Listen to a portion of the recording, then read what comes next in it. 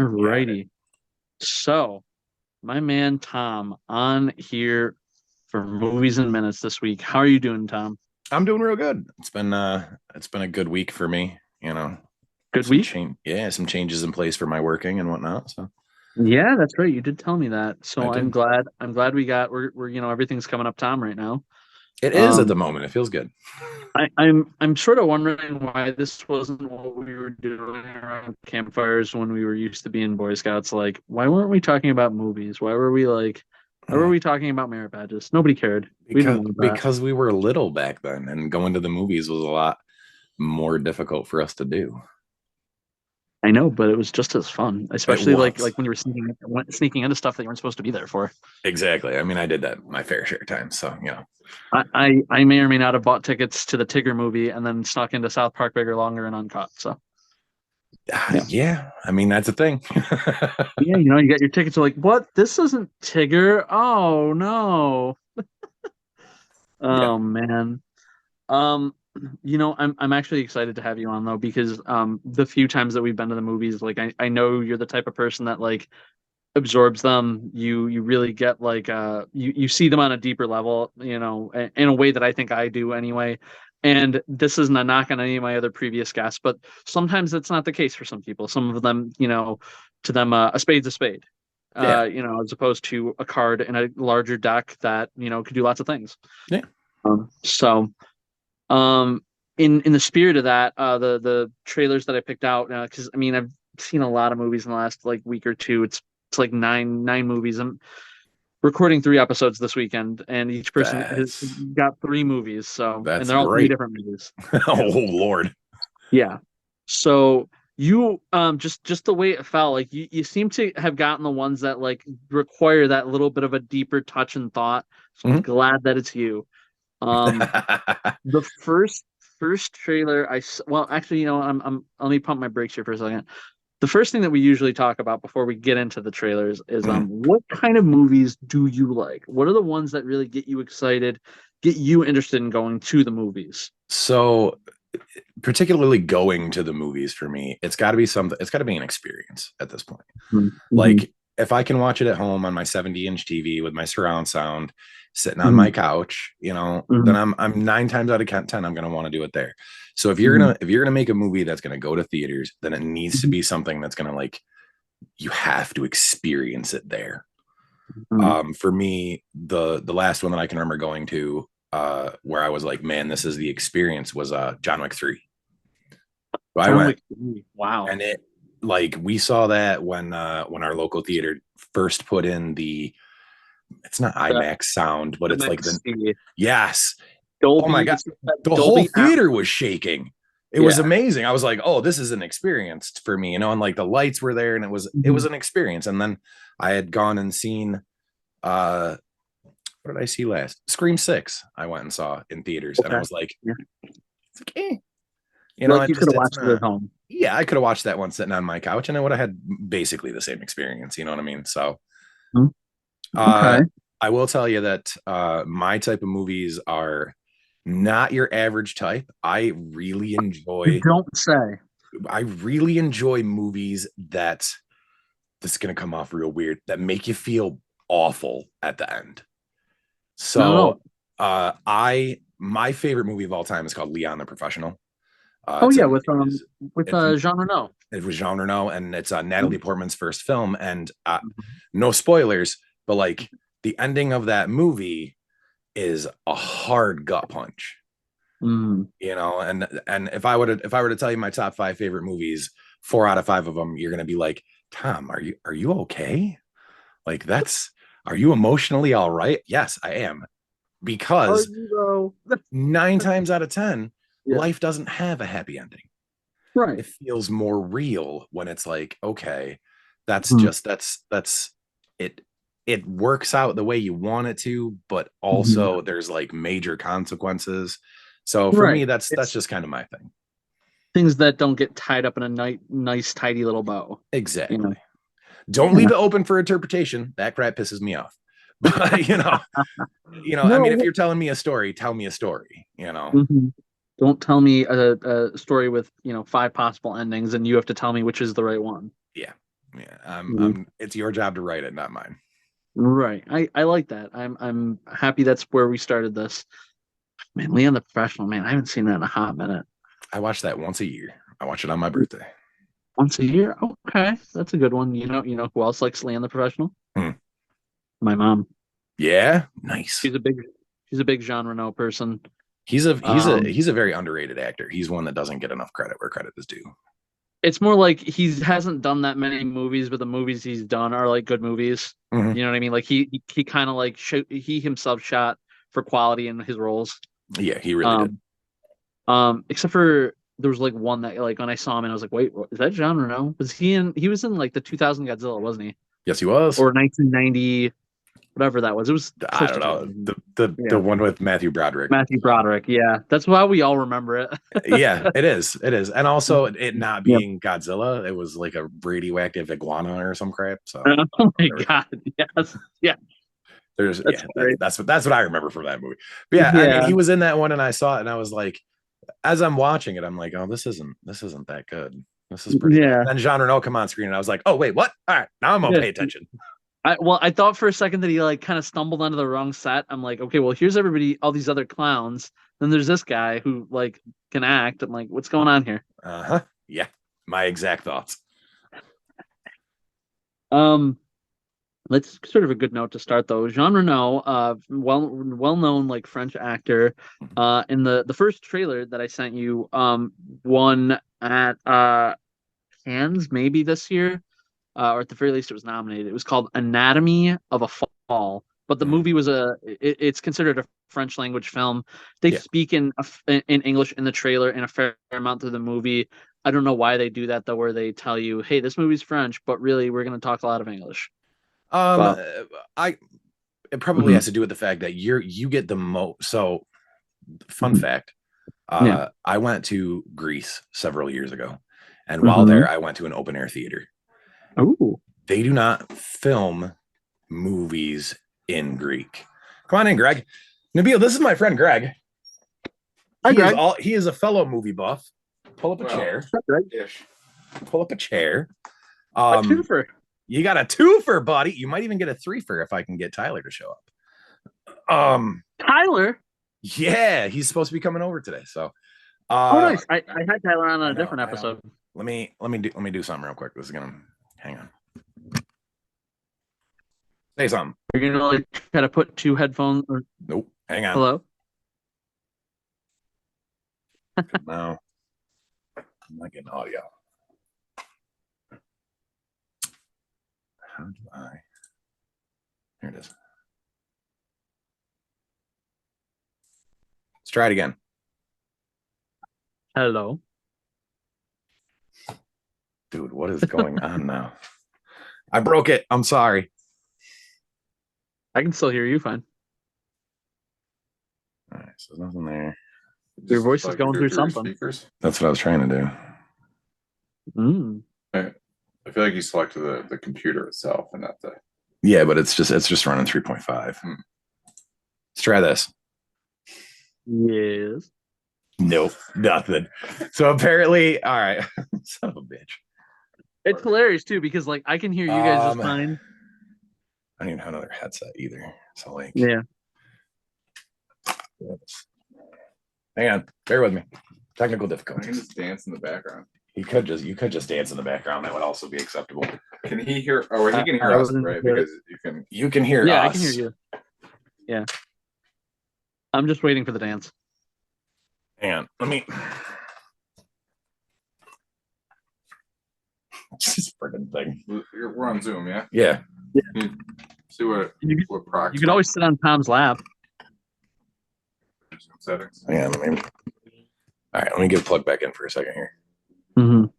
See, because now I can hear you fine. So Nice. settings. Where? There should be the audio settings down at the bottom. Participants, chat, apps, notes, AI record reaction summary. Oh, here we go. Oh, I got it. Woo. Yeah. We want this one. Now say something. Say something. There it is. About friggin' time. We got it. Sorry, I ruined it. Yeah, but that way I don't have to. It's like how many nerds does it take to fix Zoom audio? There you go. Exactly. Too many. Too many. But yeah, so I don't know if So you want to ask Greg some questions like you did with me, and you can get your twofer cut in. twofer. Yeah. Well, Greg. So Greg, you just walked in on us. We're doing a movie podcast that I do. Whenever I get enough movies to throw at somebody, but Cool. usually I send them a couple of trailers. They watch the movies, and then we chit chat about it because I've seen the movies and they haven't. They're usually new movies though. And I gave Tom a bunch of like, what do I want to call them? Tom thinkers. Yeah, they're definitely like a more deeper, like psychological aspect of a movie instead of like just karate chop action. You know what I mean? So Yeah. it's more up my alley for movies than like. You trying to say Greg doesn't like Chris. thinkers? More like. Well, I than, mean, like, I barely ever think, but right. We've got a few friends that are pretty much just like, I want to consume the product and then consume the next product. Like, Yeah, I don't, like Kevin. I Kevin is a perfect I get it example. because sometimes for some people, movies are escapism, right? Like my Mhm. wife, for instance, like she really wants the movie. She wants them to fall in love and be together at the end of the movie. And whenever the movie gets to the point where there's conflict, because even the most basic rom-com needs conflict to drive the plot, otherwise there's no movie. Right. She's like, I don't like this movie anymore. They're fighting. She's Yeah. like, why can't they just love each other? I was like, because then there's no movie. Yeah. Yeah. Why are we watching? They were just like stalking two people's lives for no reason. Like, This too. Yeah. but, This is true. There we go. Now we can actually see Greg. oh, there we go. Oh man. The lights shining off. Greg's very similar to how I am with movies. You're a little bit more. It's not cynical. Critical. There you go. Realistic? Maybe like A little bit more critical of a movie than I am, but Okay. Greg and I have a lot of good discourse over films and like media. I do appreciate good discourse. This is why we do this, boys. Well, it all depends. It's mood dependent. I like brainless action movies. Oh, but yeah. I also like like my dad, like he had me started watch Monty Python at like age 7. So like I've always been into like weird movies. Like he'll be like, oh, you should watch this weird movie called The Forbidden Zone, which I don't know if you ever heard of, but it stars Hervé Villechaize as like the king of the Forbidden Zone, and it's very weird. Wizards. Wizards, the animated movie. That one you introduced me to, and I was just like, what is this? Yeah. Ralph Bakshi. I don't know if you're familiar. He's the guy that did the animated Hobbit movies. Yeah, the ones from the 70s.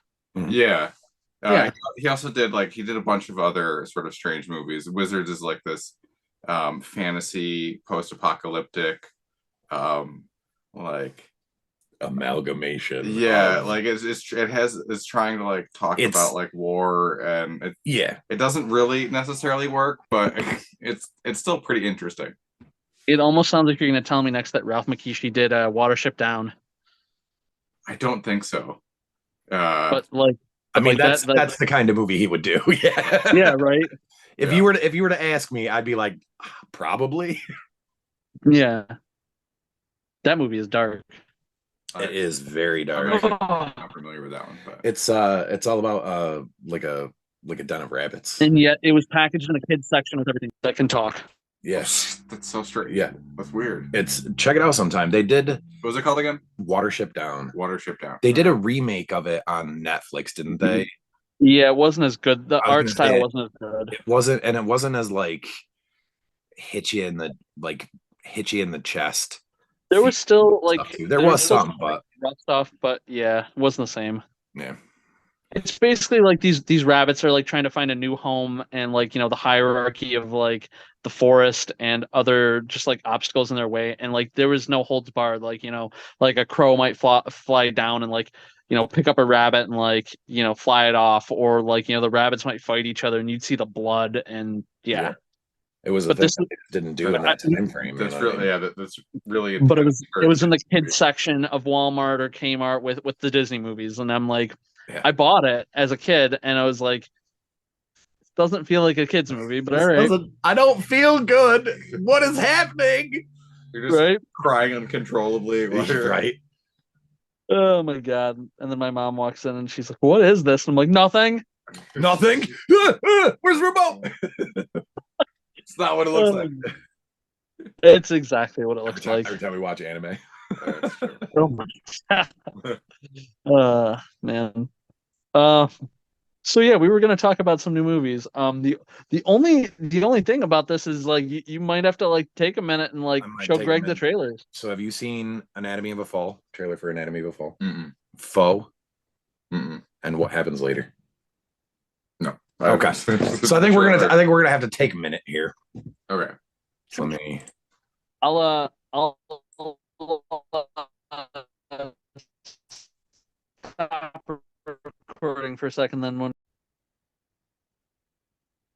All right, Tom and Greg. I'm just gonna say this now because of Murphy's Law, but I imagine we're gonna get about 5 seconds into this video, and then Tyler's gonna walk in, and then we're gonna do this a third time.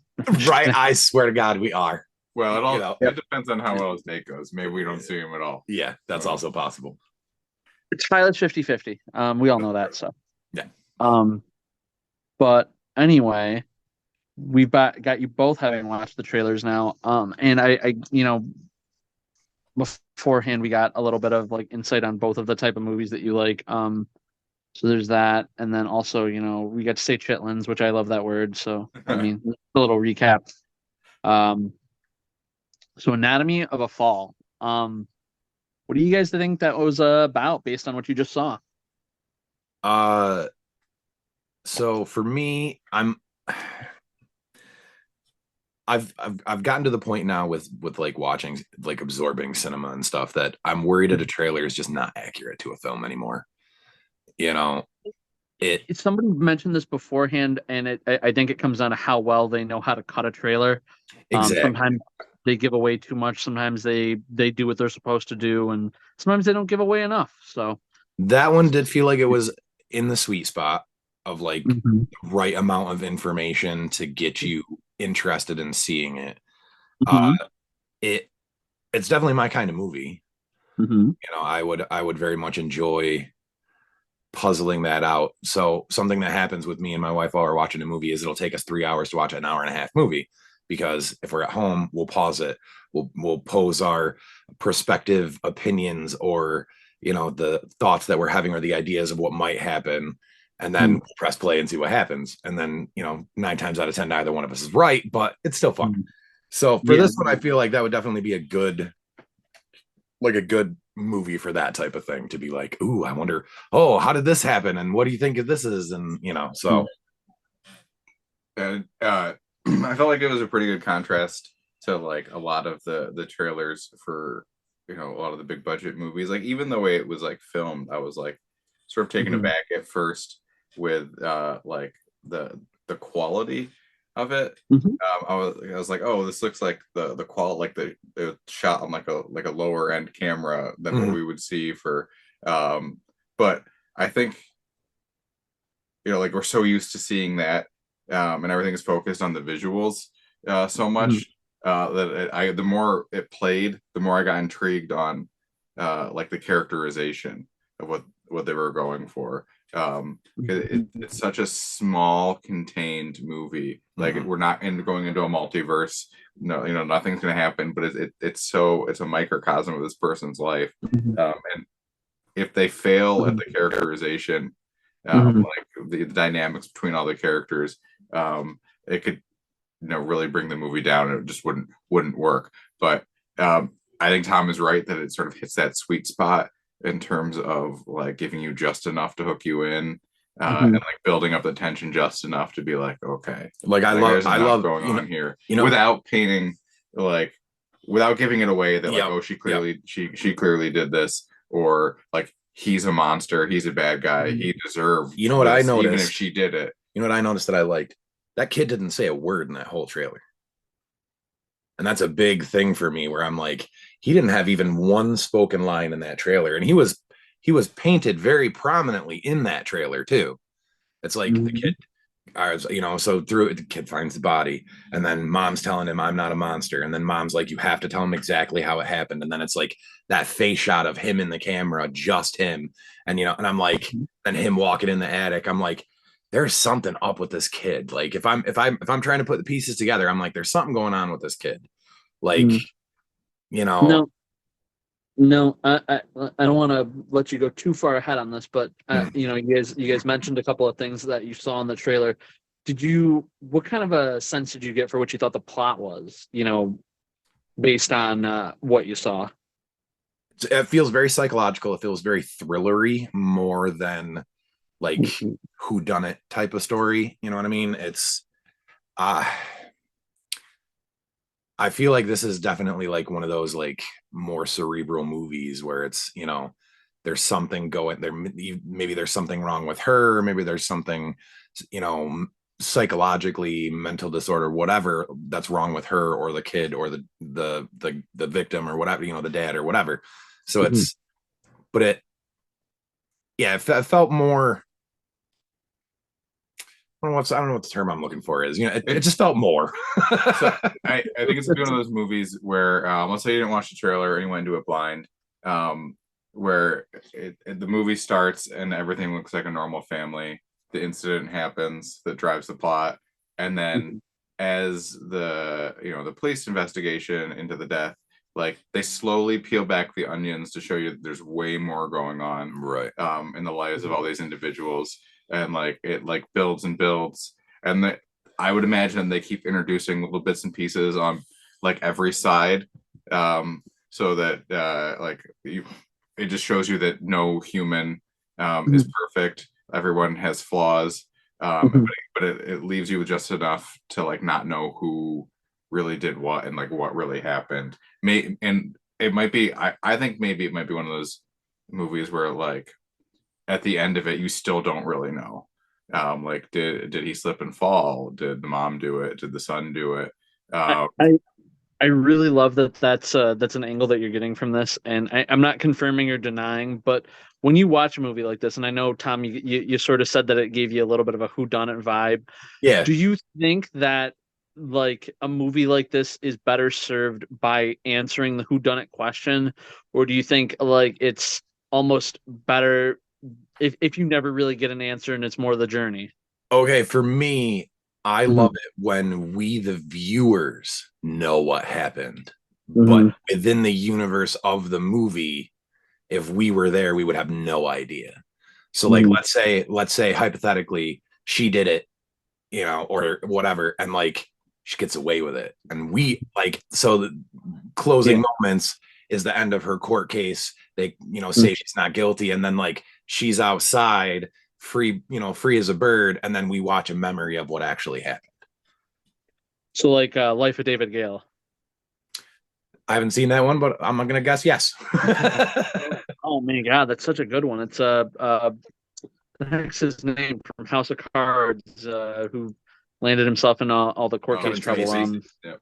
Yeah, that was a Kevin Spacey, but that was like that. Like we could have an entire podcast about that. We'll table that for now. Yeah. Okay. That's a really good movie. You should look into after we get off this. So the movie, and I try to never like give stuff 100% away in this, because in a way, I'm almost trying to convince my guests to either go see these movies or keep them away from them if they're terrible. And and by no means do I think that this is one of the terrible ones. For context, I gave this one 5 out of 5. Okay. I think that this one does really well for us, the U.S. justice system in entertainment, right? Like you watch Law and Order, and like things are like way over dramatized, and then when you get to like court cases like in the U.S., it's never that like fun. It's like tense and like nobody's having a good time. Right. And when you eventually get to the court case part of this, because regardless of how much information they have or not, if you're the person on scene when a dead body's found and there's no clear, information one way or the other about, how this person died, you're probably going to go on trial. And the European justice system in this film is wild. And the funny part about it is it's over the top in a way that seems real, unlike the characterizations of it in the US. Mhm. Like at one point somebody like is one of the characters in the film is a writer, and they end up quoting that person's writing in their own book as motivation for their actions. And I just sat there and I thought about this for a second. Like, this is so matter of fact that somebody could like incriminate themselves by what they wrote in a piece of fiction, and then they could put this out in a court case and make it feel real in France. Yeah. But if they did this here, you know, like it just would like it'd feel like ridiculous. Yeah. Yeah. So and you just have a lot of moments like that just like play out like very realistic but very like different point of views for us, and it's enjoyable for that reason. One of the things when the trailer was going that I was Mhm. thinking was that if this movie had been produced in Hollywood, Mhm. I wouldn't have been interested. No, probably not. Yeah, exactly. Because when Hollywood does this type of movie, Mhm. it's much less ambiguous, and Mhm. like the main character, who was the female in the movie, like they want they want to make it like very cut and dry most of the time, not all the time, Mhm. but especially lately, like you would know going into it, like she's innocent, they're just gonna paint her as guilty, Right. and at the end of it she's gonna be Yeah. vindicated. But like because it's a foreign film, I was more interested in this psychological thriller aspect and like the whole buildup of it, Mhm. because they have a tendency, I feel, to be okay with leaving things ambiguous, Mhm. but and also like making all of the characters sort of imperfect, or Mhm. sometimes even terrible people. Like there's Mhm. a quick line in there where she's berating him, and then he mentions that she cheated. Yeah. So like they do a very good job of showing everyone in perfect light, even the son that doesn't talk. Yeah. Like there's some instability there. Yeah. So Yeah. like there's the potential that maybe he is, involved in this incident somehow. But yeah, I think because it's a foreign film, I'm like, I think I'd rather see that than if it had been produced like Exactly. through Yeah. the Hollywood system. I definitely agree with that 100%. Yeah. So that's that's question time, right? Like, Mhm. do you guys think that this is something that you would go see? Tom, to harken back to what we started talking about earlier, does this feel like something that would feel like an experience film to you? This one actually does. Just because I feel like the sheer impact of what's going on, and like judging it from the trailer, I feel like that culmination of the climax of the movie is going to hit hard enough that being in a theater is going to make the reactions of the people around you with that like gasp moment, you know what I mean? Like I feel like that's what you're going to get if you go to the theater for that one. Mm-hmm. And I mean, like, something like that too. I don't know if they would put this in the MXC, which I almost feel like films like this deserve it more than some of the obvious ones. But like, there's a lot of like beautiful imagery and sounds that you just get from being like in the Alps, Yeah. like just like sounds of nature, things like that. And a lot of that probably would sound really great in like high def. My biggest thing with that is like you're right. They're going to give that to movies that are big booming sounds instead of being able to pull out that beautiful background noise, that ambient sound that you're listening to out, in some place like that, Yeah. And unfortunately, also it being a foreign film may carry with it some kind of stigma that like it doesn't deserve a spot somewhere like that versus like, hey, let's put Five Nights at Freddy's and heavy eye roll. I could see it. You don't have to insert it. Yeah. It's definitely something that I would go see in the theater.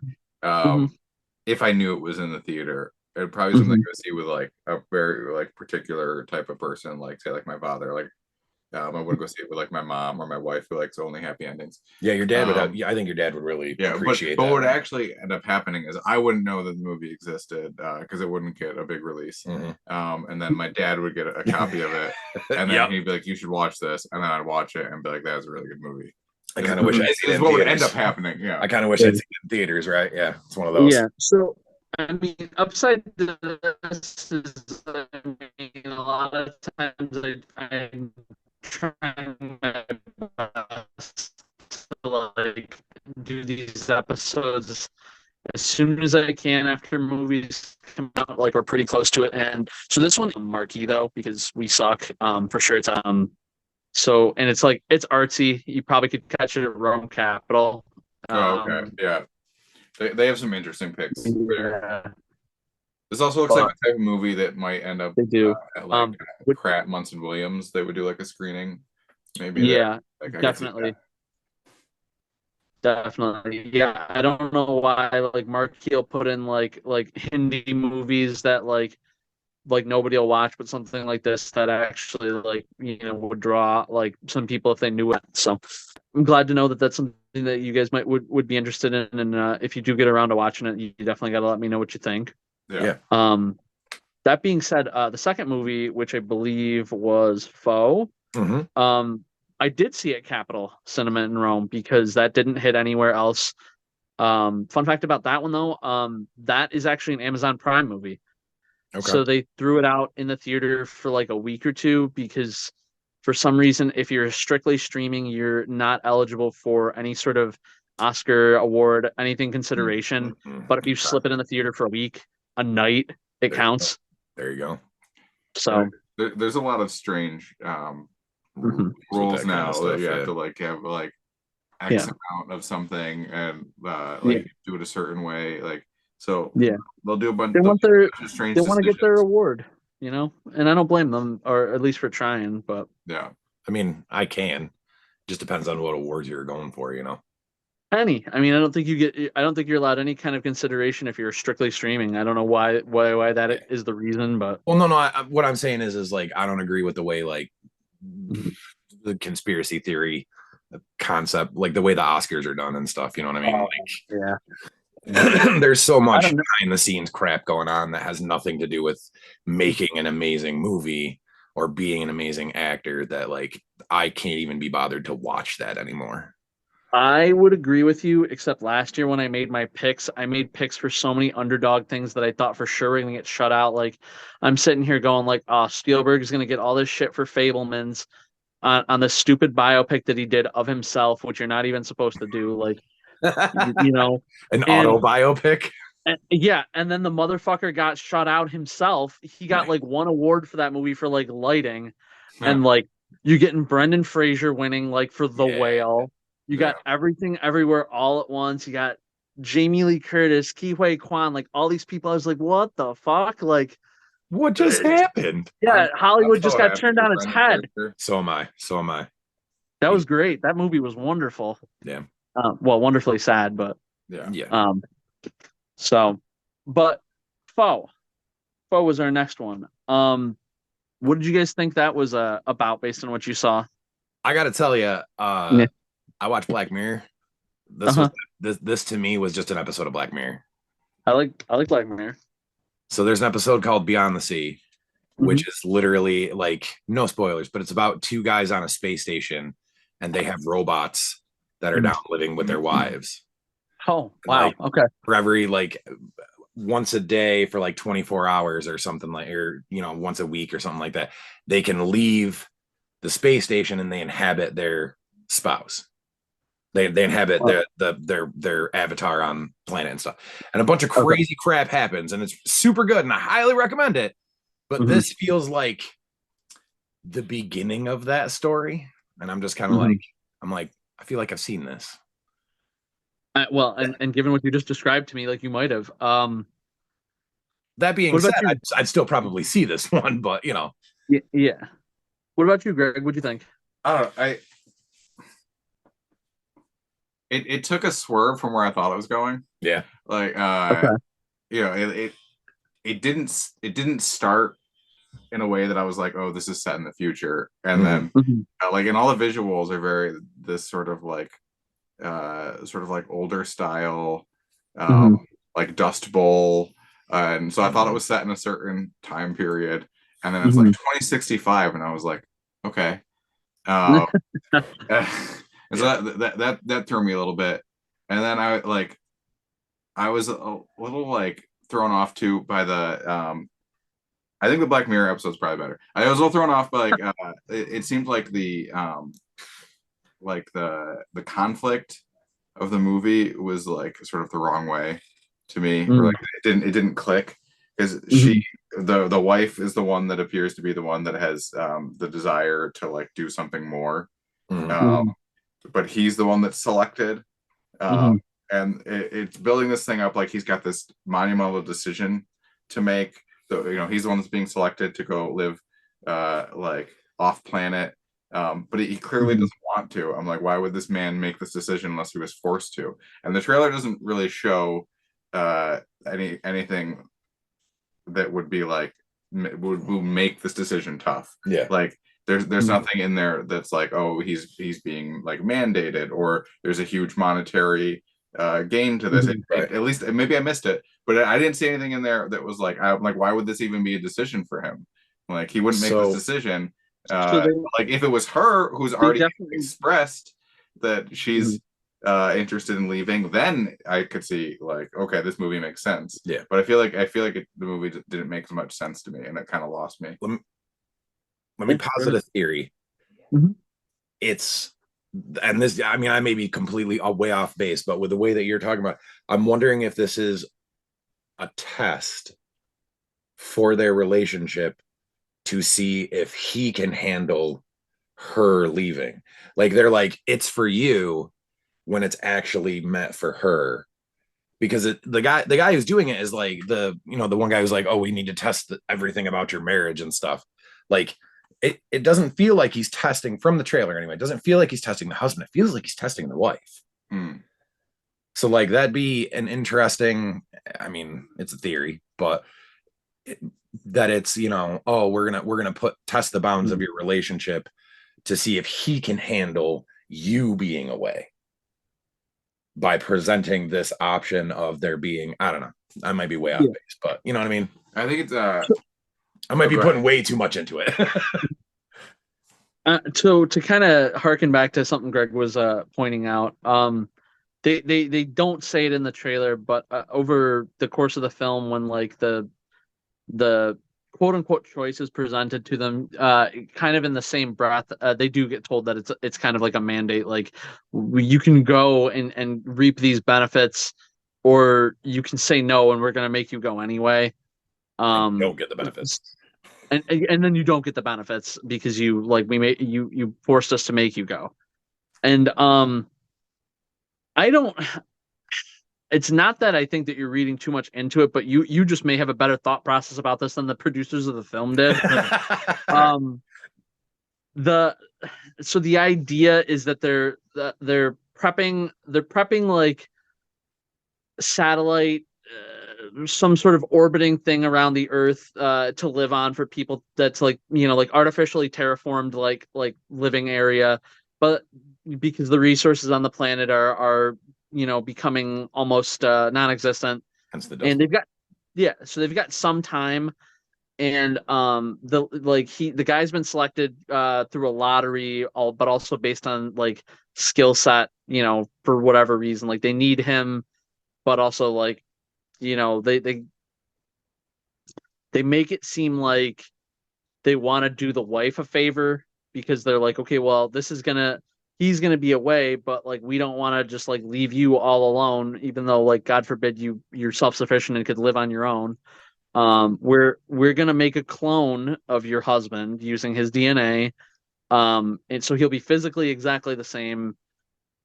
Memory wise, they tell her that like he'll only have like surface level memory of like their first encounters, because it'll just be like as if they're meeting for the first time, but he's anatomically like whatever age he's supposed to be now. And so you can have a companion until he gets back from his like 3-year beta testing this environment type thing.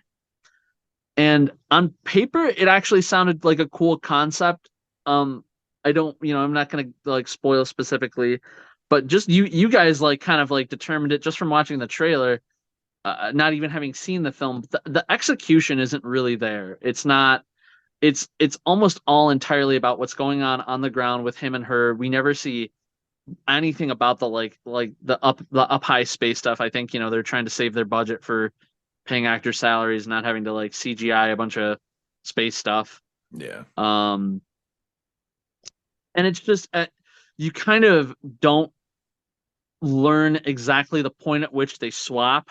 So you're kind of like confused if like you've just got a husband who's like getting antsy and like nervous about his trip, so he's acting out, or you're getting a guy who doesn't know the lady he's lying next to. The film doesn't do a good job of explaining that, which is really unfortunate because like the actress that they got, Saoirse Ronan, I mean, she's great in other things that she's been in. Yeah. So it's kind of sucky when you get like good actors for a movie, but they may have poor direction or poor writing and kind of just have to suffer. Like you kind of see them suffer on screen because you're like, hey, I know you can do better, but like you're doing the best at what you've been given. You've been given a wet fart, and how are you going to turn that into a masterpiece? Right. Right. It is really unfortunate exactly. too that like you were saying that it's the whole like they don't really do a good job of telling you when if it's him or if it's the clone, because that could have been like an entire plot device. You know what I mean? And be like, oh crap, like that you make that the thinker afterwards. Yeah. Like, and I mean, there's man, some setup like to lead up to it. Like they have to do some stuff to him physically to either prepare him for the journey and or like take stuff from him to make this clone. And that's sort of where some of the disconnect is, because you're like to help make the clone, or was it travel or whatever? Who knows? Free Amazon Prime movie now. I almost want you to like watch it just to see what you think. See if I'm crazy here and thinking that this is kind of a poor film, because I gave it a 2 out of 5. Okay. Yeah. But at the same time, like I also don't want you to not be able to get those 2 hours of your life back. So for me, I actually, because I took notes because I'm a weirdo like that. For that one, I actually put down like stream if I'm bored. Like if I'm just like, there's nothing else on I want to watch right now. Oh, let me go watch this one. We'll see what it is, if it's any good. So like, yeah. I mean, and weirdly though, based on what you told me earlier about like the way you watch movies with your wife, this almost could be a similar experience, because of the fact that you guys might be watching and trying to like determine when you think something's happening, like who you think it's happening to, like like pausing it. So face going, Tom, you okay? Yeah. No, I'm good. I was trying to catch you because you were like slowing down and stuttering. So I'm like, I'm listening to it and I'm like piecing it as it's coming through. Gotcha. So like, I don't know if it came all the way through. I was saying like that I thought like this might be like one of the ones you might dissect with your wife. Oh yeah, this is something that we would absolutely take us, like, you're like, it's 2 hours. Yeah, it'll take us 4. And dissect it. It's like carve it There's up some romance in it, so that might help. But I'll tell you, she's actually not that big on romance. She is, but like, she wants them to end up happy, all tied in a nice, neat little bow. But like, she's okay with like it being kind of like a rough road to get there, if you will. So I think speaking just about the trailer, that it's always a red flag for me when the trailer can't give you an accurate genre, and give you an accurate idea of the plot. If I had to guess, that they probably slotted this under sci-fi drama. Yeah, that's what I wrote down. That's what I wrote down. Could be really anything, but like, when I don't walk away knowing that it's going to be this type of movie, and here's like the conflict that's going to drive the plot. Like that just tells me the movie itself probably doesn't know what it is, and when I watch it, it's going to be super confused. So I'm watching it and I'm seeing what's happening on screen, and then the overuse of that damn thriller stinger sound through the whole trailer. I'm like, oh man, there's gonna be some crazy crap that happens. I can't remember, but was it lens flaring a lot? Not too much, like, but enough. It wasn't but Star enough. Trek lens flare. No, but enough. There was enough. Okay. Let's look direct. I Let's couldn't look remember 'cause directly I've into the already- sun. It's like, why? What did that accomplish? Nothing. Now we're all Yeah. blind. It was an artistic choice that ate up 5 seconds. Yeah.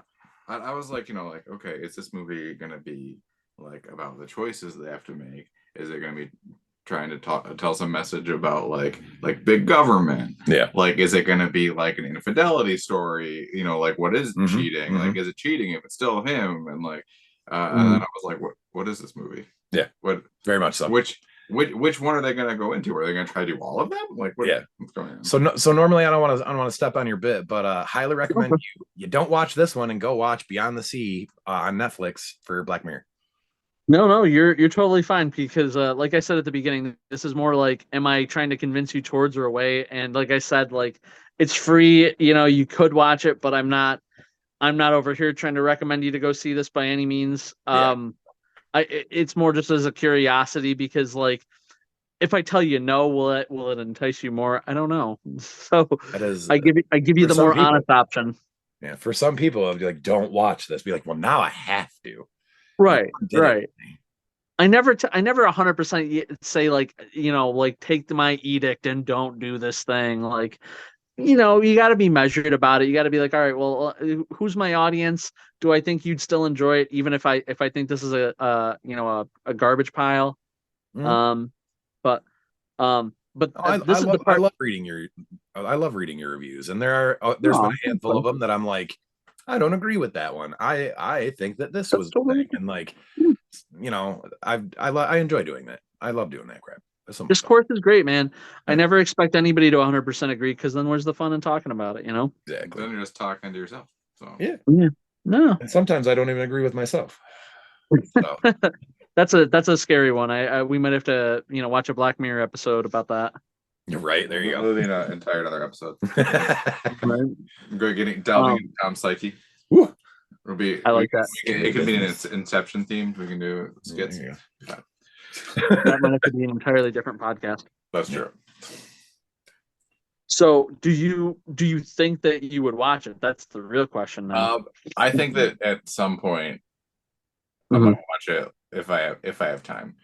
I can see you and I watching this one together. Yeah, it definitely wouldn't be a movie that I would watch at home. I couldn't see it in the theaters, really, unless it's for a week. But I definitely wouldn't watch it at home because it's just not the type of movie that my wife would want to watch. Yeah, and like I don't really have time to myself to watch movies in the way that I used to. So, but it would be something that like maybe like I'd come over here and hang out, and we might watch it. And I watch movies in segments now because my wife gets antsy. And like 35 minutes. She's like, I've been sitting doing nothing. I don't like this. We need to be productive now. I was like, we're watching a movie. I love that. Yeah, it's not nothing. I'm like, we're enriching ourselves with entertainment. And then you get her to sit down and watch the extended cut of Lord of the Rings, and it takes you a week and a half. It would never happen. Oh my god! It would take a month. It would take a month and a half. Jesus. Like now I gotta go back and watch last week's episode because I forgot. It would take us so long. She would forget what happened. That's what I was just saying. You got to do the recap. We play. My wife's name is Emily. We play the Emily game, which is we'll get people who know her well and also like movies.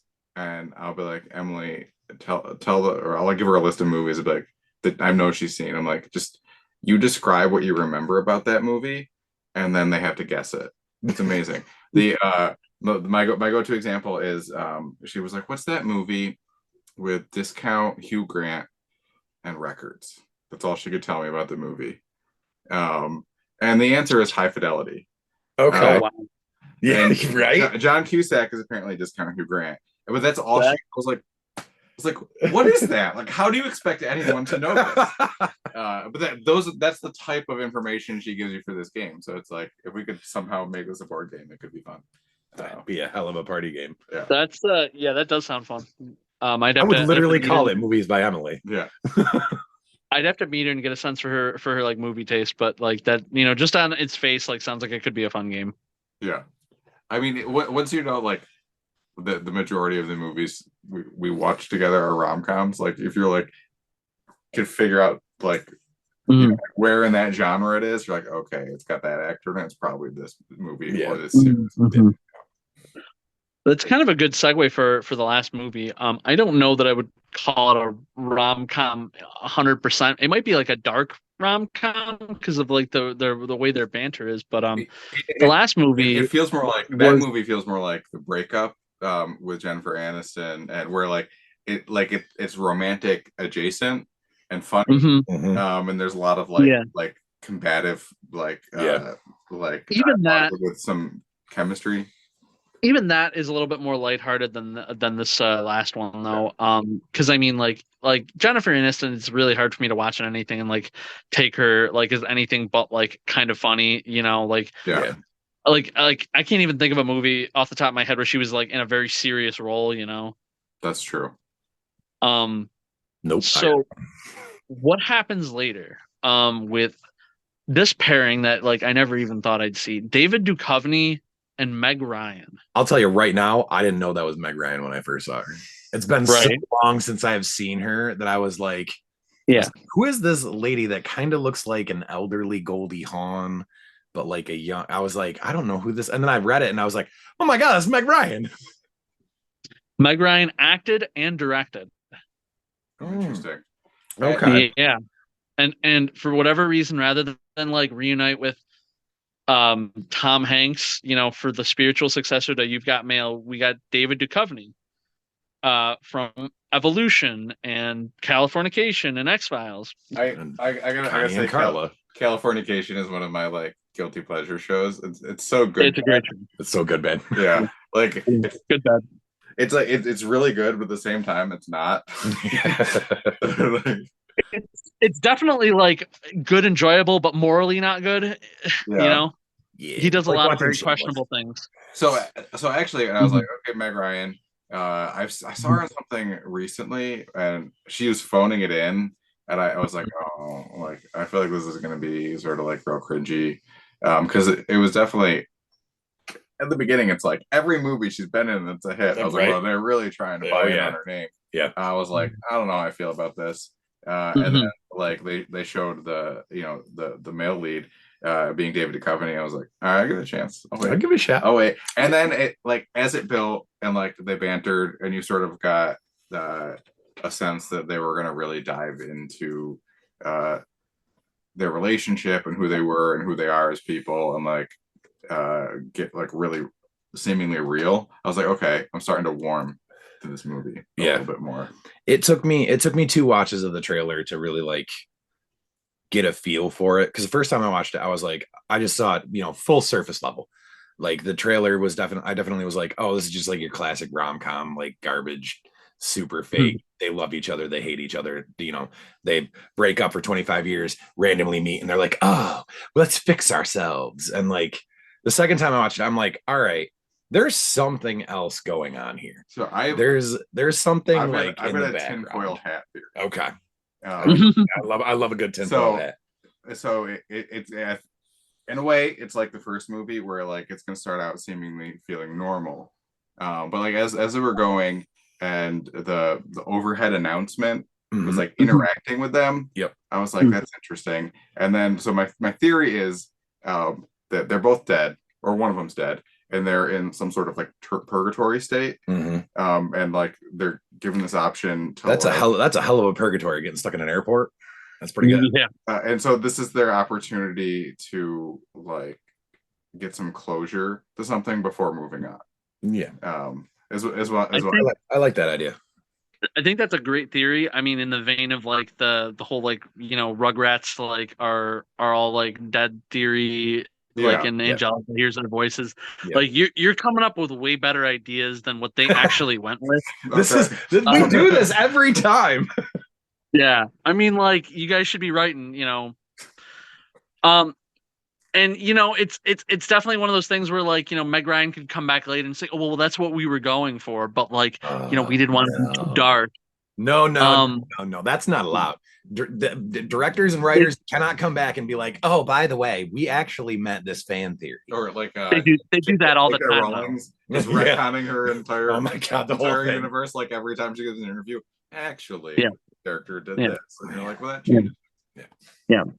It- The surface level stuff, you're kind of like right on the money. Like they were a couple like 25 years ago, and they are running into each other at random at an airport, and then it's like, you know, snowstorm, and they're gonna get stuck there. And there's like, you know, there's it's kind of like the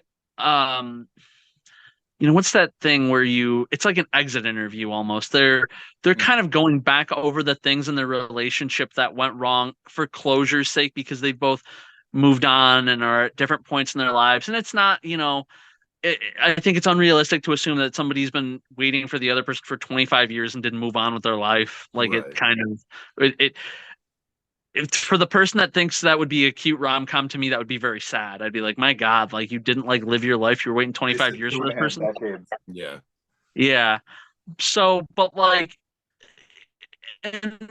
and there's like, you know, stuff that they're both sad about that get brought up, like it's kind of like the onion peeling thing. Like as they continue to talk, the worst things come up that like you wouldn't talk about initially when you're making small talk with somebody you haven't seen in 25 years. You know, you start to bring up the real serious relationship flaws and issues and things like that, and then they sort of clash with where they are in life now. And on that level, it's a cute little movie. Like it's a nice little introspection on like relationships and things that you wouldn't get in your typical rom-com, because they want you to be like happy-go-lucky. And I think Meg Ryan's at a point in her life where she could do this and say, well, you know, we've done happy-go-lucky, let's do the other side of this, which is literally the name of the movie, what happens later, you know? Yeah. So trying to think of a good way to word this. The one thing that I'll say that I don't know how well the trailer did with this, because like you mentioned it with the speaker coming on over the voice, sort of like interacting with them. It gets to a point where you almost think that maybe they both took a hit of acid, because Oh, there's God. like a fair amount of suspension of disbelief that you've got to take. Okay. In fact, after this episode gets posted and you get to read my written review, Tom, I make a joke about how this is the airport that terrorists should go to, because of the lack of security, the lack of anybody in any, you know, there's no infrastructure at all. Yeah. Like, I don't think this is much of a spoiler to say at one point Duchovny hops behind the airport bar and just grabs whatever because there's nobody there serving them. And I'm just kind of like, huh. You know, that's why I was like, there's got to be something else to this. It can't be just a real airport. But they just never really explain it. Like eventually they just sort of like re-enter reality without there being a whole lot of mention of the parts that kind of didn't make sense. So for me, this too very much feels like it's going to end up being like a tragic romance. Like I'd be okay with the end of this movie, like he, you know, apologizes for everything that he or she apologizes for everything that they did wrong in the relationship, and the other party is just like, no, I don't accept your apology. Like you like ruined the relationship that we could have had, and then they just part ways. And it's like you have to you have to deal with the fact that that person isn't willing to accept your you know, your apology for doing something wrong. And that's a very real thing. Like not everything is tied up in a neat bow. Not everything is sunshine and roses. Like if you hurt somebody, they don't have to forgive you.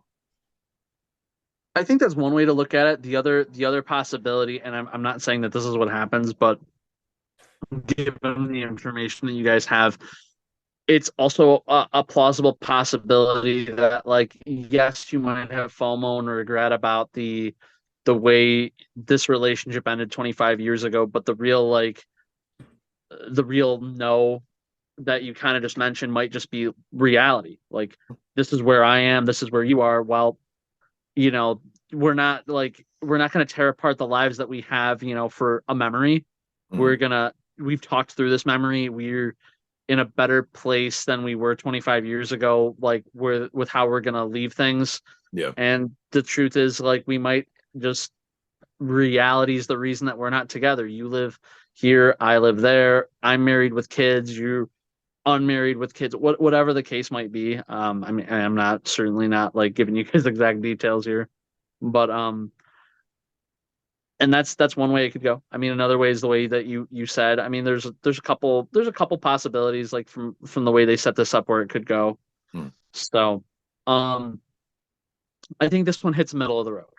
Okay. I think I rated this one about a 3. I enjoyed this one definitely more than Poe. It looks like a 3. Foe. It looks like a 3. It looks like a 3 based on the trailer. Yeah. I mean, I like the chemistry between Meg Ryan and David Duchovny. Like a lot of it's surprisingly good. Real. Even if there's a lot of suspension of disbelief stuff going on. It based on what you've told me, and sort of like the way that it was shot, and sort of the loose logic, I feel like I would watch it and be like, oh, that was a pretty decent Hallmark Lifetime movie. Yeah. Yeah. But like a dark version. Obviously better than something like that. Yeah. Because I mean, with those, you can almost like kind of peg those formulaically exactly. They're so going to happen. Like, we have hit the hour mark. Now she hates him. We are at the part that we're at the town festival for Christmas at the end of the movie where everybody's happy. The big city girl is forced to go back to a small town for some reason. And then Greg, I love you right now. The country boy.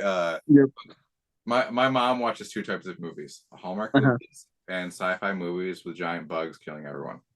I mean, rock on. I mean, they're both like the most formulaic. Like you can dictate it. I'm okay with that. Like, so I'd sit down and watch a good bug annihilation movie with your mom. If you do want to see a good like purgatory-ish type movie, that's also like a rom-com, kind of funny. There's a movie called Defending Your Life.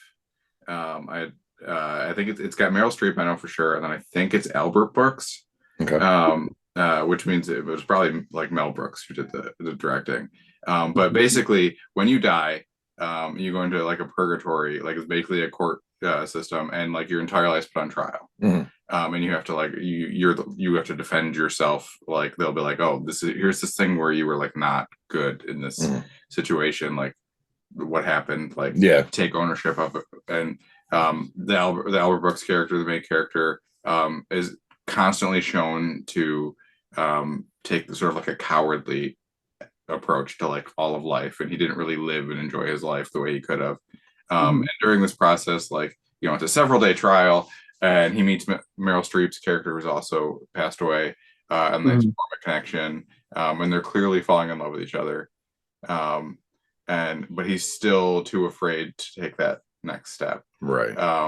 And so I don't want to give too much away, but the piece that I forgot to mention is if you are found guilty of not truly living, you get sent back to Earth.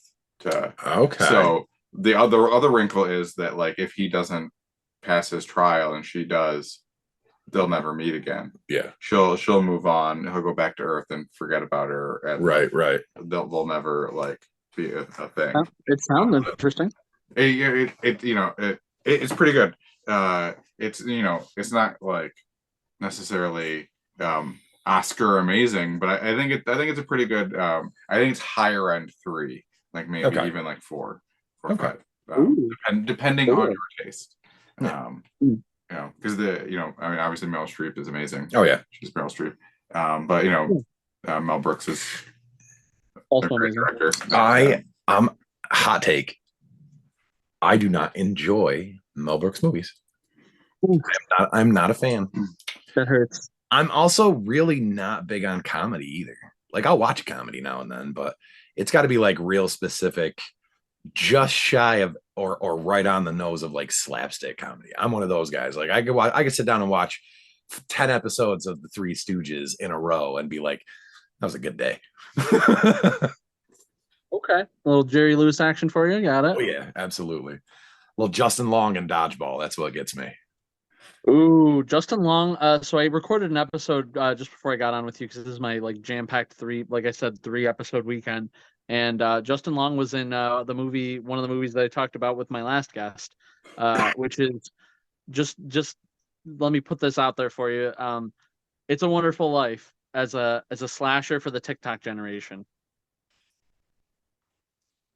Girl has a terrible Christmas where she survives a massacre, and she lives near an aurora borealis, and when she stares up at it and says, "I wish I'd never been born," my God, man, the best part of that movie was that Justin Long is in it as a douchebag with a spray tan and veneers. I Yeah. actually just That's watched. believable. I actually just watched one with him in it. I cannot remember what it is called. Was it Barbarian? Yes. That was such a good movie. It was so good. I did not see that coming when I first started. I was like, this is going to be good. And then I was like, this is way better than I thought it was going to be. I believe that was on my top 3 best horror movies last year. Oh, yeah. It is top notch. Yeah, I watched that one with the wife. And that was actually when we didn't pause. We made it all the way through. And it was just, it hooked us so hard that we were just like, we got to see what happens next. I mean, we spent an hour talking about it afterwards. He must be at that phase of his career where like, so he got real big and then he like fell off, and now he's picking interesting roles to like try to like build himself back up. He's at the like do whatever the fuck he wants moment of his career. He could just like take whatever he wants. Yeah, I mean, Tusk. Yeah, like that's a perfect example. I forgot that he was in Tusk. Yeah. Oh God, that's a hard watch. That's a movie. Yeah, that's a rough watch. That is a movie that happened. Yeah, I mean, it does exist. That is a Kevin Smith movie that happened. I enjoy movies that make me uncomfortable. That movie actually pushed that boundary to where I was like, oh man, I'm having a real hard time finishing this.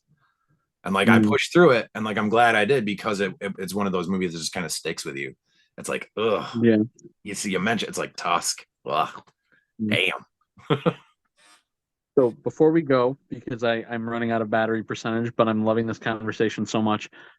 Do we think that this is the What Happens Later, not Tusk, because obviously we've all seen Tusk and enjoyed the stomach turning that gave us all.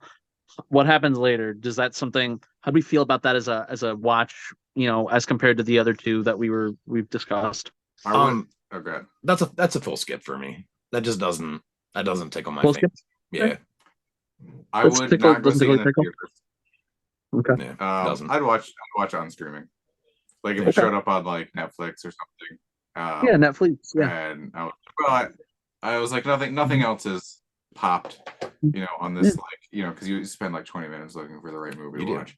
Your food gets cold by the time you find something. If nothing else popped, I'd be like, all right, I'll watch this. Yeah. Yeah. So I probably will watch it at some point. Yeah. Yeah.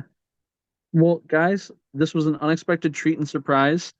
I appreciated that you were willing to be a guest, Tom.